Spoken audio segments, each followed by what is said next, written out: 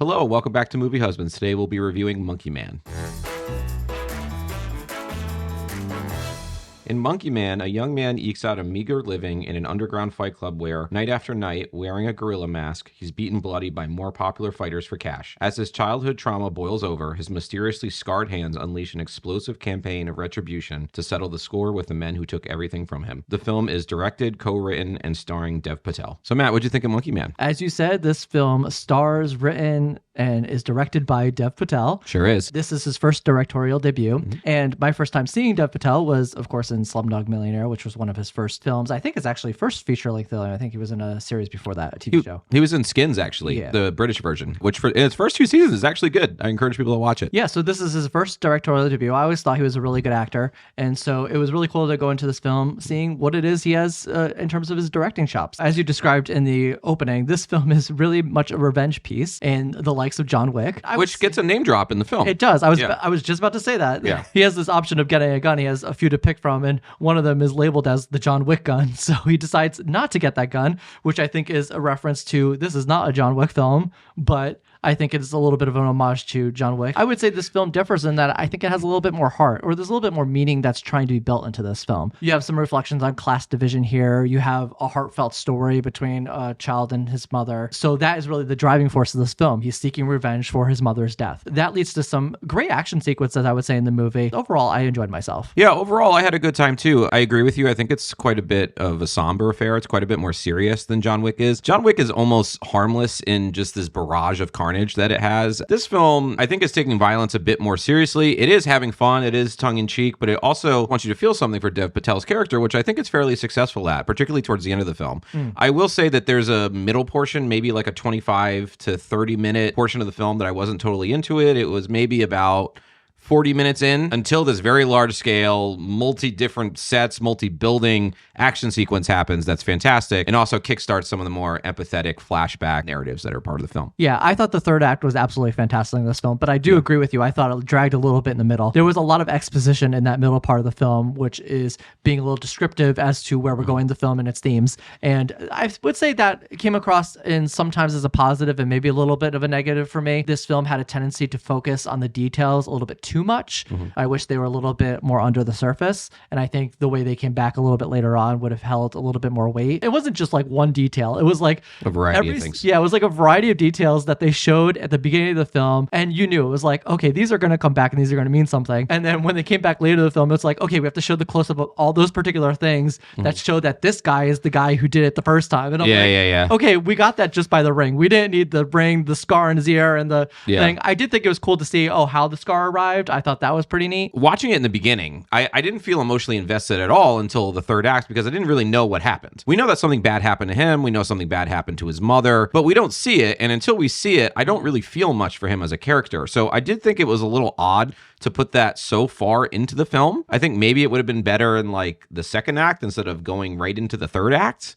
I could go a variety of different ways on that. I understand that maybe you're building suspense and you're building a sense of mystery with showing these flash images. He has this elliptical style where he gets flashbacks to what happened while other things are going on in the film, while there's action sequences going on. But I did find that to be a little odd because it was alienating to me as a viewer until they actually showed it. Dev Patel, especially for being a first-time director, does a really terrific job. I said elliptical before, but elliptical, hypnotic style that things are very shaky. The focus is going in and out. There's a lot going on with the camera. The camera is constantly moving. It's very frantically edited. For the most part, I thought that was pretty good, but during some sequences, I honestly had some trouble telling what was going on, and I found that it was more of a deterrent at times than it was a benefit. But I did like what he was going for, and I found that a lot of those hypnotic images and a lot of these images that may appear random actually have a seamlessness about them that I did enjoy. I really do agree with that. And what I liked so much about the camera motion and the movement in this film, as you called it, was very frantic.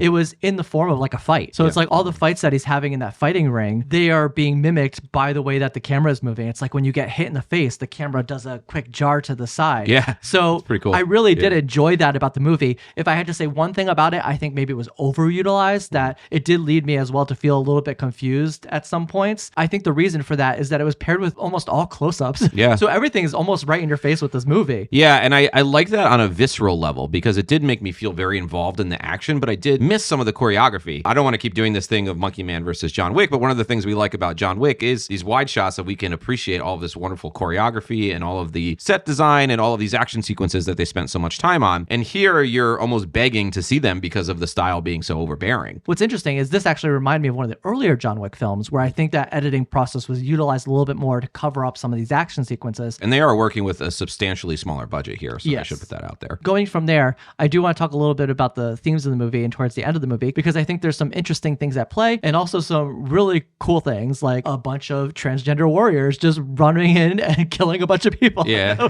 thought that was really cool. Let's get all the bad guys. And they did it, and they did it well. I like how it brought politics into it, but I did think that it did it on such a cursory surface level that I wasn't as involved with it, simply because it just didn't dive in as much as I would have liked. I guess I would rather them make a political point than not, because it's important to, but at the same time, it did feel a little shoehorned in. The film almost tries to have a moral where the main bad guy towards the end starts about, we have to stop this cycle of violence. The film is not interested in that at all. And I'm glad that they're not going to do this thing where the film is so much fun for all of its violence, and then at the end they repudiate all the violence. That's really boring. Like, we are going to the movies here. It's okay that to enjoy something on this level without having to moralize about it. I thought it was funny that they flirted with that, but ultimately didn't go with that message. Yeah, and they did flirt with it right in that last scene. They did. Because they waited. That's what I'm thinking about. That I thought was really well done, because I almost thought like, oh my gosh, is he going to just give up here and just realize like I did all this and nothing's going to change? He still follows through with what he was going to do. The film is horrifically violent. And I know that sounds really stupid to say because what was I anticipating, but it's just quite a bit more brutal and knife driven than I was expecting, and very gory. Some interesting sequences there, like the elevator scene with the knife. People have a habit of being stabbed and then spitting out the blood into the sink and all of this stuff. So lots of blood in this movie. I did think that the way it was done was pretty artful, to be honest. Dev Patel was eating things off people's faces. Yeah, and biting. It out. Yeah, like biting noses, biting ears, all kinds of things happening. I did like the ending and how metaphorically it was created. So you had the starting from the bottom where he had to literally fight from the kitchen all the way up to the penthouse suite. Yeah. And so I really liked how that was done, because there was no quick way of getting there. He had to literally fight people in the kitchens, and then he had to fight people on the VIP lounge, and then he had to fight people in the drunk house. Yeah, whatever that was. Yeah.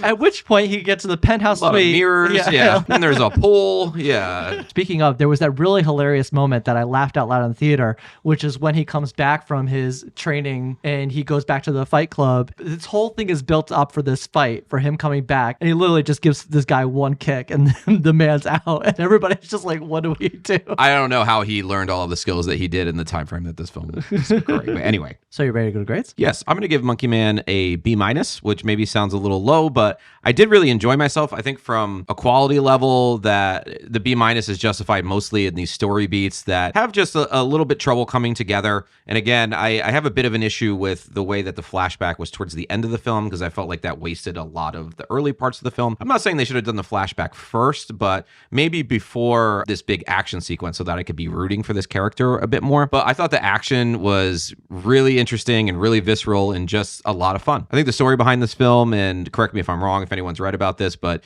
basically Jordan Peele somehow saw this film and it was made for Netflix streaming only release, and he ended up buying it from Netflix to give it a theatrical release because he thought it was so much fun that it was worth the theatrical release. So I can completely understand why he thinks that. I think this is a film you should certainly see in the theater with some bone crunching sound. Oh yes, it has some great bone crunching sound. A lot of interesting and unique ways of fighting. I thought he did some things different here with a lot of knife work and a lot of camera work paired with it all that just worked really well. There was this particular moment in the kitchen where he hits somebody and he goes into the glass of like an oven, and the oven shatters, and then the door is just kind of swinging there, but the camera's just like, then the guy gets back up and he throws him back into the door and the door goes slamming. There was a moment that happens on top of a bar top top that I thought was really cool. Yeah, that was amazing. They were silhouetted against the back of the bar. I loved how we began with this child story of Hanuman. We were basically right from the theater, so I haven't had a chance to research anything, but I don't know if that is a child story in India that's been told many times, so I'd be very interested to know if anybody can let us know in the comments, or I'll just look it up after the review. But I really liked that story was weaved into the narrative of the film, because it was really about him losing his power as a person.